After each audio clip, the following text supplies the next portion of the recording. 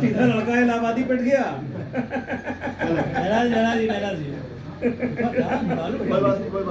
नहीं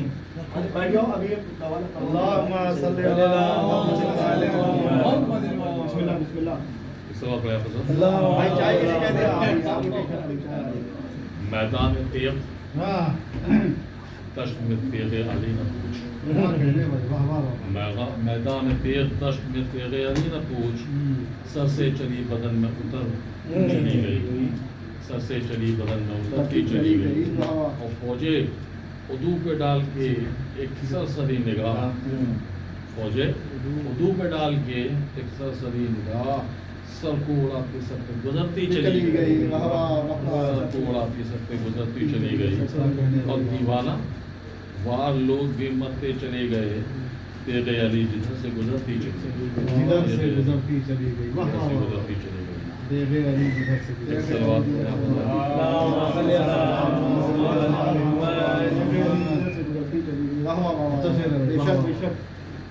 एक तरन्नुम के लिए ये कहेंगे उस खड़े में कह देता हूँ तरन्नुम के लिए, तरन्नुम के साथ, तरन्नुम के ज़रिए मैं ये पढ़ रहा हूँ। और फिर ज़्यादा तमाम आप लोगों की आपको चाय और उसके बाद वीडियो फिर महफिल का इंतजाम बिल्कुल सहरी का इंतजार है। और तो वो जो चाहूँगा अपने मामा साहब की आखिरी कलाम है, इसके बाद फिर नारे हैदरी हैदरी हैदरी।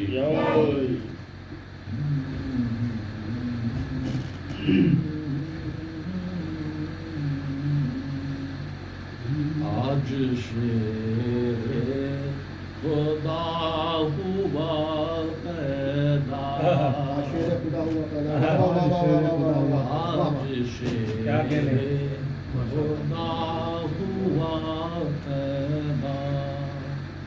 नाइबे मुस्तफा हुआ पैदा, नाइबे मुस्तफा हुआ पैदा। जो तवल्लुद हुआ है काबे में, जो तवल्लुद हुआ है काबे में, आज वो बा खुदा हुआ पैदा,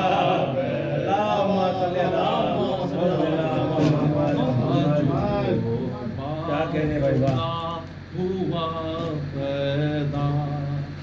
शान खाली की सबको दिखलाने, शान खालिक की सबको दिखलाने, खाली की सबको दिखलाने, मजहर किबरिया हुआ पैदा, मजहर किबरिया हुआ पैदा। ज़ौजाए ज़हरा वसीए पैगंबर, ज़ौजाए ज़हरा वसीए पैगंबर, शाह मुश्किल कुशा हुआ पैदा, शाह मुश्किल कुशा हुआ पैदा। बहुत खास ये शेर एक सवाल पढ़े आप है जो उस्ताद जिब्राइल अमीन, जो उस्ताद जिब्राइल अमीन है, जो उस्ताद जिब्राइल अमीन, वो इमामत हुआ इमामत खुदा हुआ पैदा। दर खैबर को जो उखाड़ेगा, दर खैबर को जो उखाड़ेगा, वो शहे लाफता हुआ पैदा, وہ شہ لاپتہ ہوا. اس طرح اپنے آپ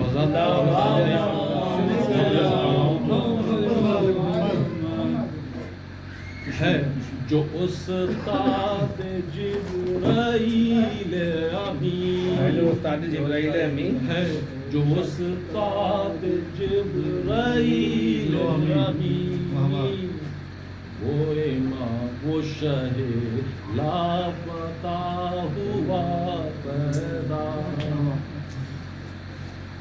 وہ شہ لاپتہ ہوا پیدا ہے جو مختار آسمان و زمین جو مختار آسمان و زمین ہے جو مختار آسمان و زمین وہ شہ لا سرا ہوا پیدا وہ شہ دوسرا ہوا پیدا وہ شہ آج شیر خدا ہوا پیدا. یہ تمام یہ شعر ہم سب کی جانب سے مولا متقی علی ابن ابی طالب کی اے حسینی تمام عالم کے اے حسینی تمام عالم کے آج حاجت روا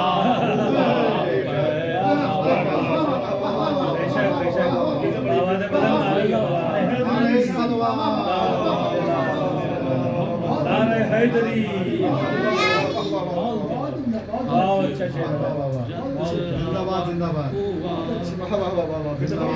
اے حسینی تمام عالم کے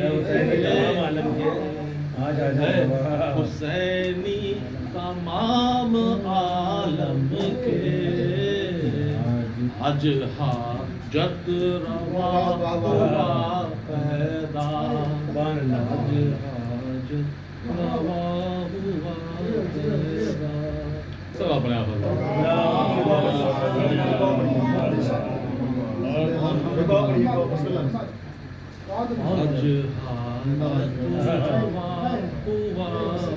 پیدا اے حسینی تمام عالم کے حسینی تمام عالم کے آج حاجت روا ہوا زندہ باد بھائی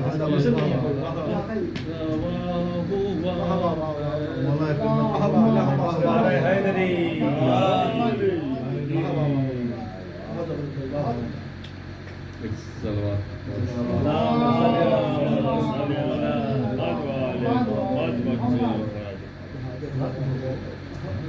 آسمانی کتاب ہے. پہلو اس پہلو اس پہلو اس لیے تو کہہ رہے تھے آپ کچھ بولے تو ہم جواب یہ پہلو نہیں جائے گی پہلو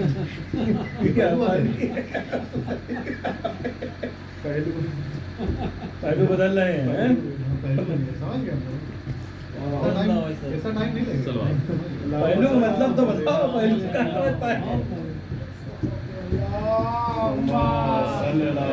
محمد محمد آئے وہ لکھ کے پڑھیے اور مزہ آئے گا. دیکھنے میں ٹائم لگتا ہے. بابا سے بلند نعرے سلوار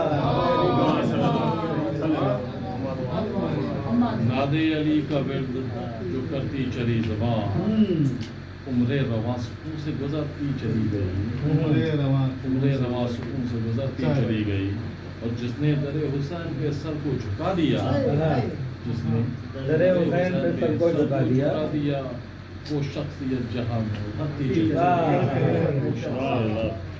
شام میں ابھرتی چلی گئی. سلام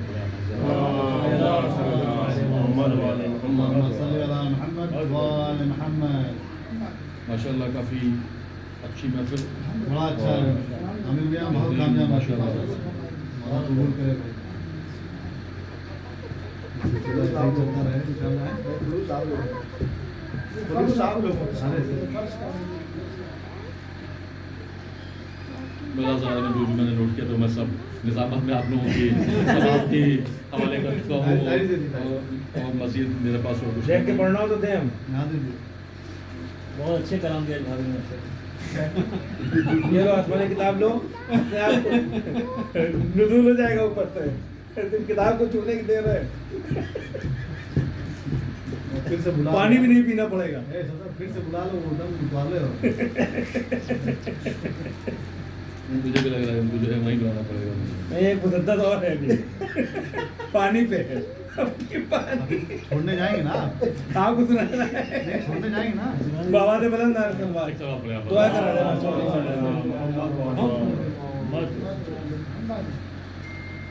अली का जिक्र जहाँ कहीं भी हुआ जिस तरीके से भी हुआ अल्लाह इन सब की मुबारकों को कबूल फरमाए। आमीन, आमीन। इसी के साथ मैं जनाब आमिर साहब की तरफ दोबारा करूँगा तो हमें दुआ करा दो साहब खिताब करें। भाई खत्म होने से पहले इंशाल्लाह जाया जाएगी ज़्यादा रहमत ही 5 से 7 मिनट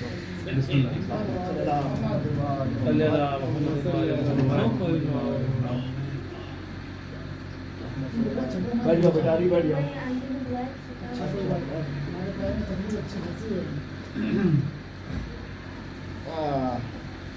एक सलाह पढ़े आप लोग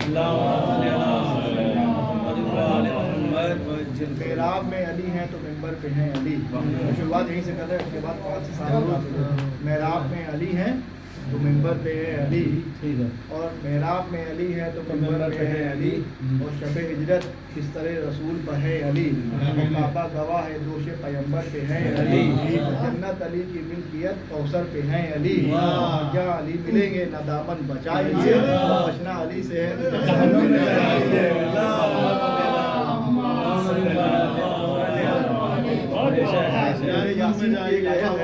सूरह यासीन की एक आयत है वकुल्ल शै एहसाना व फी इमामिन मुबीन वकुल्ल शै एहसाना व फी इमामिन मुबीन हमने हर शय का ऐसा इमाम मुबीन में कर दिया हर शय का ऐसा हमने इमाम मुबीन में कर दिया और सूरह नबा में अल्लाह ने इरशाद फरमाया वकुल्ल शै एहसाना व फी किताब वकुल्ल शै एहसाना व फी किताब किताब से मुराद कुरान मजीद यानी कि जो कुरान जैसा कुरान है इमाम भी वैसा ही होगा इमाम कुरान के जैसा होगा और कुरान इमाम के जैसा होगा और अल्लाह ने सूरह यासीन में ये भी फरमाया कि हमने 2 चीज़ों को नाजिल किया हमने 2 चीज़ों को नाजिल किया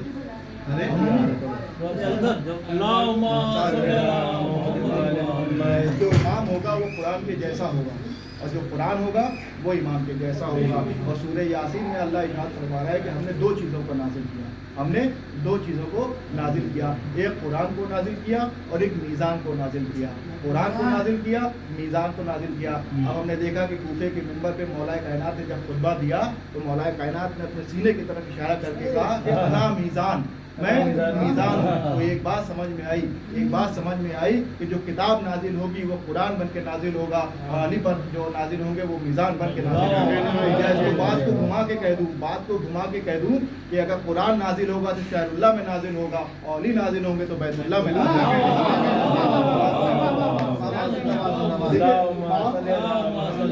लेकिन इमाम जो है ना मुसलमानों के 73 फिरकों में सब ने इमाम बनाया सिवाय हमारे हमने इमाम को बनाया नहीं सब ने अपने अपने इमाम बनाए लेकिन हमने किसी को इमाम नहीं बनाया हमारा अकीदा ये है कि अल्लाह इमाम बनाता है रसूल बताते हैं और मोमिनीन मानते हैं हम जो इमाम बनाते नहीं है हमारा इमाम जो है वो बन के आता है और इमाम होना कैसा चाहिए इमाम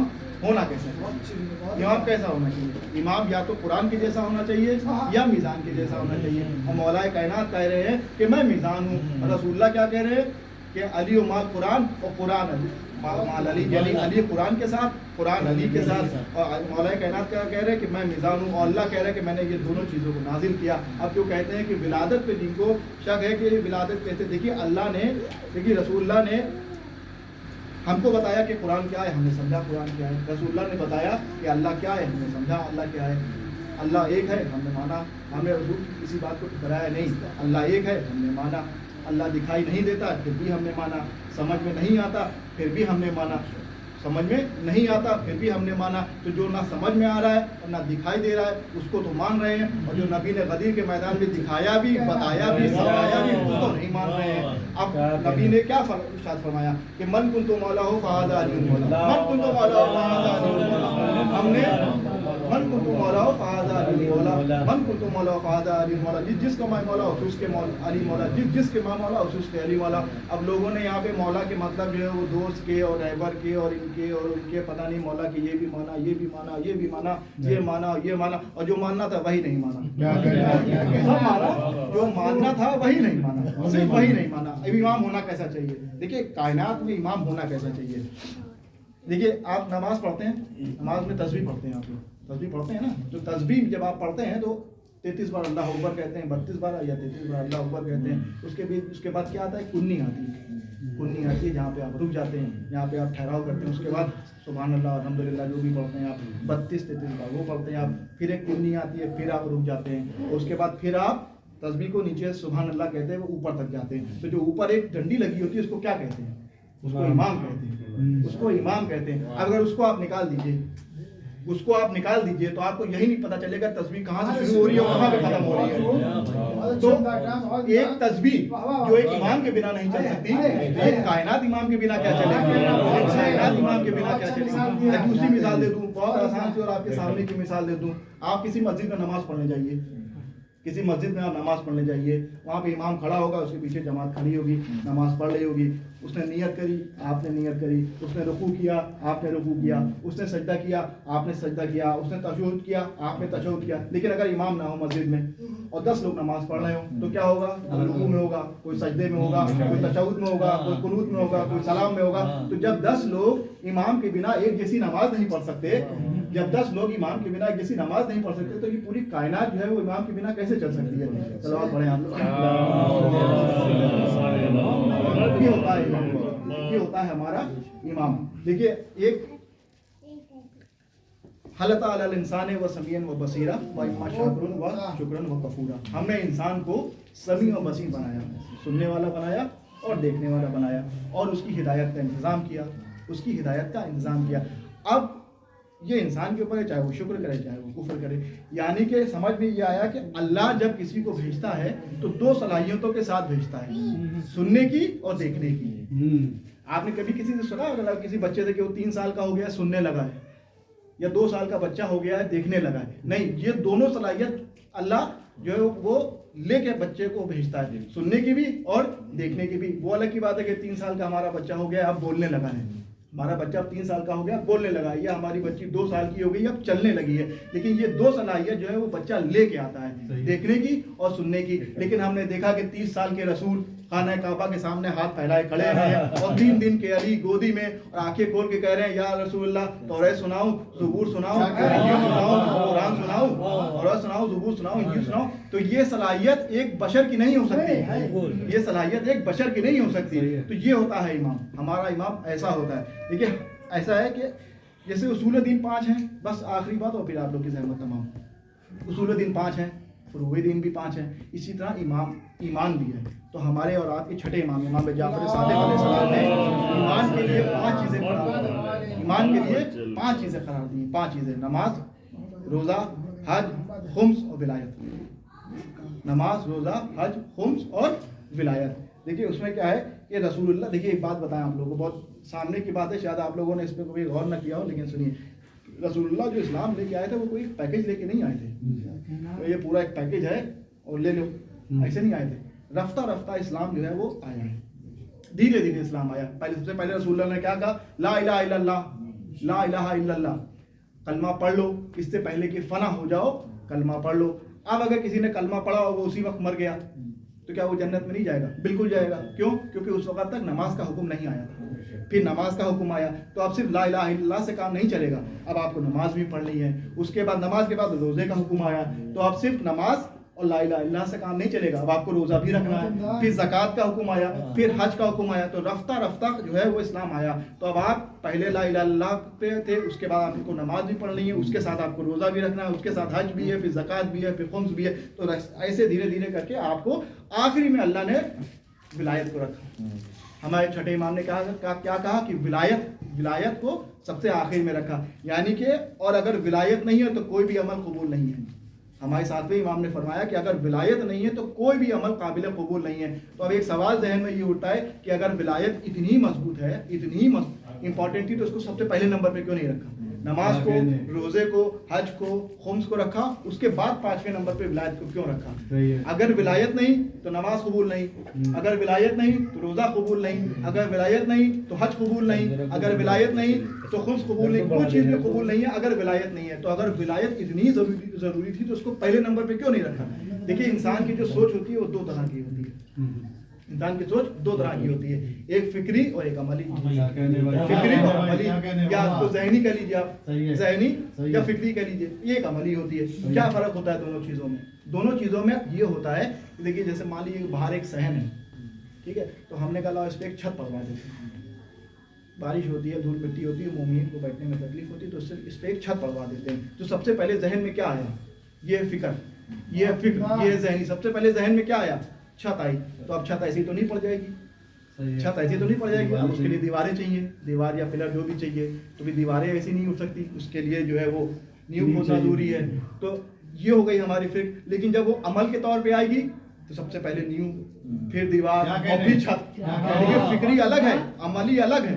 فکری الگ ہے، عملی الگ ہے. فکر میں سب سے پہلے چھت ہے، فکر میں سب سے پہلے چھت ہے، پھر دیوار ہے اور پھر نیو ہے. لیکن جب عمل میں جائیے گا تو سب سے پہلے نیو ہے، پھر دیوار ہے اور پھر چھت ہے. تو اللہ نے ولایت کو جو ہے وہ نیو قرار دیا ہے. اللہ نے ولایت کو جو ہے وہ بنیاد کو قرار دیا ہے. اگر بنیاد نہیں ہے تو کچھ بھی نہیں ہے. ہم نے دیکھا کہ گھر بنا، بہت اچھا انٹیریئر ہے اور یہ ہے وہ ہے، سب کچھ ہے. 1 سال کے بعد جب ہم گئے تو ہم نے دیکھا کہ چھت جو ہے وہ چٹکی ہوئی ہے اور پانی گر رہا اور یہ گر رہا. تو ہم نے کہا صاحب آپ نے تو ابھی 1 سال پہلے بنوایا تھا، اتنا پیسہ لگایا تھا، یہ گر رہا ہے. کہنے صاحب کیا کروں، دیواریں بنا لی، انٹیریئر بنا لیا، اب جو ہے بنیاد جو ہے کوئی جز تھوڑی نہ ہے، بنیاد کوئی جز تھوڑی نہ ہے. تو جہاں پہ یہ خیالات ہوں گے وہاں پہ چھت جو ہے وہ گرے گی ضرور، وہاں پہ دیواریں گریں گی ضرور. تو جہاں پہ یہ بنیاد ہوگی. اب دیکھیے ایسا ہے، اب جو یہ ولایت پہ جو لوگوں کو جو اعتراض ہے، نماز، روزہ، حج، خم، زکات اور پھر ولایت یعنی کہ اب سب کو ماننا ہے، تو بھیا ان کے لیے صرف ایک ہی جواب ہے کہ غدیر سے پہلے مر گئے ہوتے تو ہی صحیح تھا. صلوات پڑھیے. یہ ہمارا امام، ہمارا امام کیسا ہونا چاہیے. ایک بات آپ لوگوں کو چھوٹی سی اور بتا دوں، اس کے بعد آپ لوگ کی زحمت تمام. 8ویں امام ہمارے امام مامون رشید کا دربار. مامون رشید کا دربار بہت معروف قصہ ہے، آپ لوگوں کا سنا ہوا ہے، لیکن اس کے بعد اس میں ایک نتیجہ نکالنا ہے، اس لیے آپ لوگوں کو سننا ہے. مامون رشید کا دربار، ہمارے 8ویں امام بیٹھے ہیں، ساتھ میں غلام بیٹھا ہے. مامون رشید نے کیا کہا؟